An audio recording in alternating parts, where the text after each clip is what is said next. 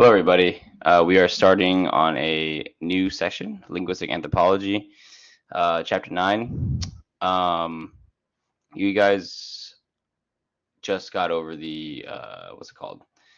The midterm and rest week. Hope you guys caught up with all your work. Let's get started on this one. All right, so real quickly, as per usual, the reflection 4 we do at the end of the week. And as well as the quiz. Okay, so a quiz and the reflection will be due at the end of the week. All right. So one thing I want you to think about while we're talking about this topic is like, what can you tell about somebody by the way they speak, right? And when I say what can you tell about somebody, the first thing everyone always says is like whether or not they speak English fluently. So you kind of like can tell where they're from or whatever. And yeah, that's true. But I want you to think about other things as well. Like what things can you pay attention to when someone's talking to you? And you'd be surprised how much you can notice, right? You can talk about their mood, their attitude. You can talk about sometimes their position, depending on how they talk to you. Whether they're older, or younger.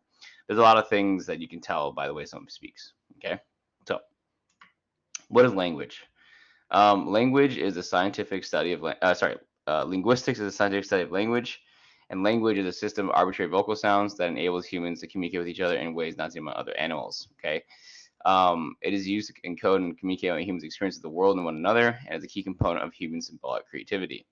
Now, I'm going to go over these kind of briefly, but the first one, don't worry about it. Arbitrary just means that it's random. We're going to talk about it in the next slide anyway. But let's talk about these next three, right? Enables humans to communicate with each other in ways not seen among other animals. So language is special to humans, right? Language is special to humans most likely because it's cultural, okay? And as you know, culture is also very special to humans, okay? What makes it special is a lot of things, and we're going to go over that in the next slide. But one of the things that makes it so special is that it's used to communicate and encode about human experiences. So if you think about when you're talking to people, or even when you're listening to things that are talking to you, we're talking about our experience, right? Which sounds obvious, but it's for other animals it's not important. It's very it's like impossible. So think about when you watch a vlog on YouTube. Think about when you're reading something, a review on something. We're talking about experiences. We're not just talking about information, if that makes sense. And in fact, experience is more important than the information usually. Okay, so again, something that's very special about humans is that we communicate about each other's experience. Okay. And finally, language is the key component of human symbolic creativity. That's just a bunch of hoopla. That's basically telling you that language is something that is cultural. Okay. All right, so let's talk about the 6 characteristics of human language. Okay, the first one is openness. Openness is the ability to understand the same thing from different points of view, right? If someone told me like, I hated the steakhouse last week, it was too dark, and someone else said, hey, I love the steakhouse last week because the steak was good. That is the ability to understand something from two perspectives. I can take what both of them are saying and process them and understand the steakhouse in the same in one if in one in a way where they don't contradict each other, right? Because one of them says it's good, one says it's bad. You can consider both of them, right? So the ability to understand things from a different perspective, that's openness. Okay. Arbitrariness, which is the same word we talked to in the last one. All that's referring to is that the words, the sounds that we make and the meaning that they have are not biological. They're culturally produced, right? So like an apple in English means apple, but it means manzana in Spanish means apple, or pingua means apple in Mandarin, right? So like these are all different words for the same thing. So the main point here is that the sound that we use for the meaning is kind of random. It just depends on the society that you're in. So there's no like biological connection to the word apple and an actual apple. Okay. Duality of patterning. This is pretty straightforward. It just means that there's a sound, and when the sound is being made, there's meaning to it. Displacement, the ability to talk about absent or non-existent objects and past or future events as easily as we discuss our immediate situations. So this is actually very important. So our ability to talk about things that aren't here, as well as things that are in the past or in the future, as easily as things that are happening right now, right? So I can tell you how good my, I don't know, how I can tell you how good the steakhouse was last week, right? I can tell you about how excited I am to go to the steakhouse next week. I can tell you about, driving a Lamborghini, which I have never done, but I can tell you about these things because of displacement, right? And that's something that's very specific about human language, that we're able to talk about things that basically aren't in front of us, right? So if you look at, again, other animals, they can only describe kind of like what's in front of them, or like what's happening right now. Okay. Semanticity, the association of linguistic signals with aspects of the social, cultural, and physical world in which the speakers live. So all this is referring to is basically like, our society and our culture affects the way we understand language. So for example, if you say I'm mad tight in Europe, they're gonna have no idea what that means, right? Because I'm mad tight is a phrase that has meaning in its context in New York, right? Or in New York and in America. And also, if you also want to look at the definitions of I'm mad tight, it has nothing to do with the actual meaning, right? So semanticity is the ability for our society and our culture to affect the way we use language. Okay. And finally, prevarication, to make statements or ask questions that violate convention. Prevarication is the ability to break rules, essentially, right? So if you look at this example down here, colorless green cloud, or sorry, colorless green ideas sleep fiercely, right? So that is a great example because like the words go together, but it has no meaning, right? It breaks the rule, and our ability again to break rules is something that's very specific, very special to human language. Okay, so openness, the ability to understand things from different perspective. Arbitrariness, the basically the cultural link between just words and sounds. Sorry, sounds and meanings. Duality of patterning, just the fact that we have a sound and a meaning. Displacement, the ability to talk about things that aren't here or things in the past or in the future as easily as we talk about things right now. Semanticity, which is the association, which is the influence of society or culture on the way we speak and the words we use. And finally, prevarication, which is the ability to break rules. Okay. Good. And so, what's going on? There we go. And so, human language, remember, human language is different from this other thing called call systems, right? Call systems are shared by humans and other primates. Human and non-human primate call systems are not equal to human language. Non-human primate call systems do not map on elements of human symbolic language. Human calls are controlled by a different part of the brain than language. So there's something called call systems. You look them up. They're basically kind of like biological ways of communicating, right? So I think laughing is one of them, crying is one of them. And the thing about those call systems, though, is that even though it might seem similar to language, they are not. They are very different from language. Okay, and they're so different, in fact, that they're literally different parts of the brain. Okay, so do not assume that just because we all share call systems, that language comes from call systems. They're not, even though they might look the same, right? Because you're making a sound with your mouth and it has some meaning. It's different. Okay. All right. So let's talk about language and culture. All right. Language is a biocultural phenomenon. The human brain anatomy of the mouth and throat give humans the capacity for language. Languages are cultural products embedded in meanings and behavioral patterns. So what I'm trying to say with this little point here is that I'm going to talk to you about linguistic anthropology from a cultural perspective, but linguistic anthropology can also be biological, right? And in that first point right there, the human brain anatomy of the mouth, throat give humans the capacity for language. Like, how does that work? How does the body make those sounds? How does the wind travel through your trachea, whatever, right? That is the biological side. But the other side, of the cultural side of it, is that language, first of all, is cultural. Like the way you learn language is cultural, right? Like you can't learn language unless it's taught to you. And more importantly, it's the cultural products, right? Meaning that they have a role in our day-to-day lives that influences our behavior and influences our decisions, and vice versa, right? So very important. Okay. Anthropologists recognize that the way that people use language provides clues to how they understand the world and themselves. That's pretty straightforward, right? Whether or not they're telling the truth is different, but you'd be surprised how much linguistic anthropologists can tell about somebody just by the way they speak or by studying the way that they communicate. Okay. All right. Language and culture. Anthropological study of language reveals that symbolic language permits humans to communicate, but also sets up barriers. Cultural factors shape language use. There's no single best way for humans to communicate their experiences, and a common code within the larger speech community counters individual efforts to create a unique voice. So what does this mean?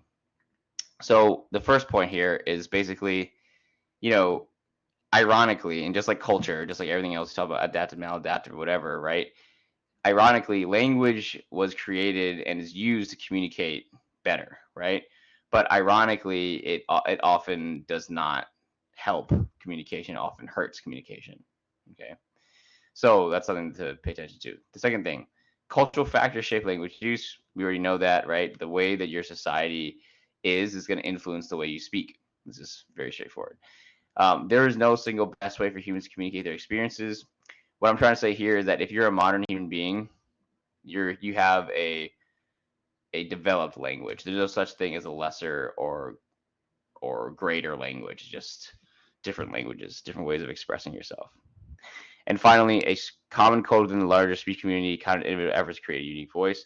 Now, this one's a little interesting because I literally put this in here because a student asked me, like, if it's all like kind of learned that way, why is it that why don't we just create our own ways of speaking then, like individually? It's like, well, we would, but the problem here is that, not the problem, but what would happen is basically that, when you say things wrong, someone's going to correct you, and that correction is what keeps you, you know, is what keeps you speaking the languages of the society that you're in. Okay. All right. Let's keep going. Anthropologists distinguish between language and languages. So language is an abstract property belonging to humans as a whole, and languages are the specific ways groups of people communicate. Right. So language is like the thing that we talked about just now with the 6 elements, like it's human language, right? What makes human language different from other forms of communication? Languages are the things that we're also familiar with, like English, Spanish, Chinese, so on and so forth. Okay. Okay.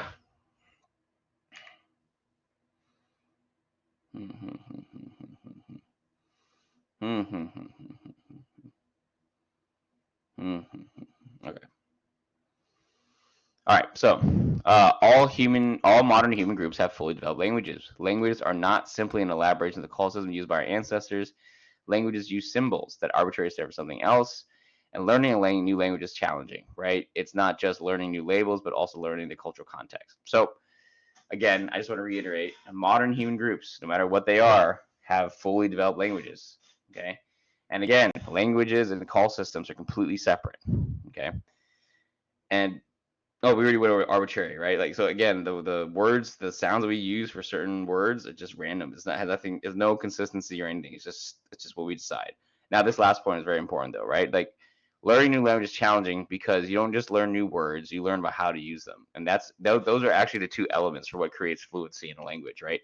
It's not just learning the definitions of words, but more importantly, how to use them. For example, right, the way we use words, you might think it's kind of the same all around, but it's not, right? So the way you talk to your parents, let's say, is very different from the way you talk to, I don't know, your boss, right? Or very different from the way you talk to your friends, or the way you talk to a police officer, so on and so forth. Our ability to use words in different contexts is very important, okay? And it's an element of being fluent in a language. All right. So let's talk about communication, though. Human communication extends beyond unspoken and spoken language and includes clothes that people wear, the length of time people keep others waiting for them, body gestures or kinesics, and the acceptable distance between 2 or more people in a social setting or proxemics. This is just a list of things that basically are included in communication. That's not language, right? So, like, people in linguistic anthropology study these things, even though it's not language. So, yeah, they're just examples. Okay. Human communication is multidimensional and can be examined using semiotics, the study of meaningful signs and their use. Honestly, this is not very useful for what we're going over, but it's just good to hear it. So signs are defined by the function, icon, index, and symbol. Icon looks like that which represents. So the example I give in my class usually is that if there's a bathroom, they would have a picture of a toilet, let's say, in the front of the door. That's an icon, right? Index points to, is beside, or is casually linked to that which it signifies, right? Um, you have a toilet with an arrow pointing to the left, right? And then you know that the toilet is in that room or whatever. And finally, symbol, a mode of signification in which the sign bears no intrinsic connection to that which it represents. This is the most disconnected. It is a sign when you walk and be like, hey, the bathroom is 3 doors to your right or to your left. That is symbol, right? So it's kind of like becoming more and more distant from what you're trying to represent. All right, so speech represents spoken language, and language can be communicated in unspoken ways, including writing, Morse code, and American Sign Language. Human communication is a transfer of information from one person to another. Sounds obvious, but it's not so obvious, right? So even though speech is a lot of times the biggest or the most common way in the way that we think of, and when we're talking about communication, there are other ways of communicating with language that aren't speaking, which is like, again, writing, Morse code, American Sign Language. You could probably, go to grad school just studying the way that people text and people like communicate on the internet and stuff. Okay. All right, this is very interesting. So speech communities. Let's talk about speech communities. Speech communities are languages associated with discrete groups of people. Speech communities can best be seen as communities of practice, an aggregate of people who come together around mutual engagement in an endeavor. Ways of doing things, ways of talking, beliefs, values, power relations, and short practices emerge in the course of this mutual endeavor. So basically, this is a fancy way of saying sub-languages, right? So speech communities are basically people who are in, like in this case, in a certain profession, and they use certain types of language because they're in that profession. So if you've ever seen like Hell's Kitchen, right? The way the language that the chefs use, obviously it's English, right? But the way that they use English is different because they are in the same quote unquote community or the same practice, which is in this case Gordon Ramsay's kitchen or in a kitchen, right? Police officers have their own like, vocabulary because, for the code and for all these other things, right? Because they are police officers, right? Teachers, whatever, gang members, whatever, right? These are all different speech communities that have their own way of speaking, their own sub-language because they're in the same endeavor, right? Whether that's a job or whatever.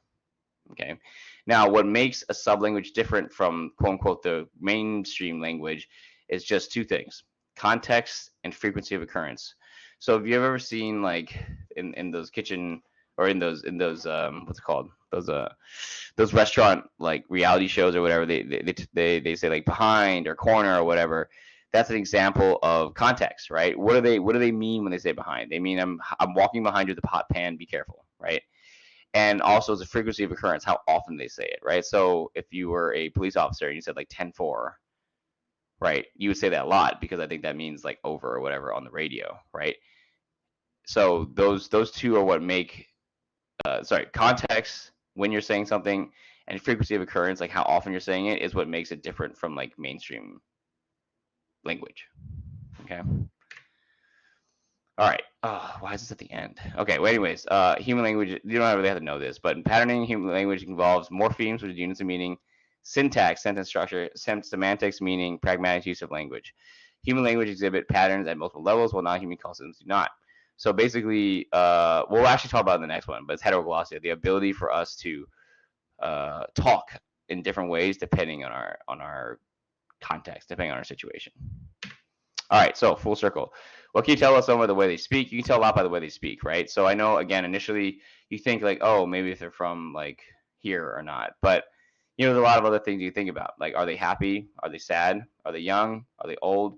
Are they uncomfortable? Are they comfortable? Are they professional? Are they, especially when you're in certain offices or whatever, you can tell this person is the person that's supposed to help you versus this person is another customer waiting to be seen, right? So again, keep that in mind. Like what can you tell us by the way, but when someone speaks to you, and you'll notice that you actually can tell quite a bit. Okay. All right. So real quickly again, reflection 4 and the quiz is due at the end of the week. If you have any questions, please shoot me an email at raymond.fong@kbcc.cuny.edu.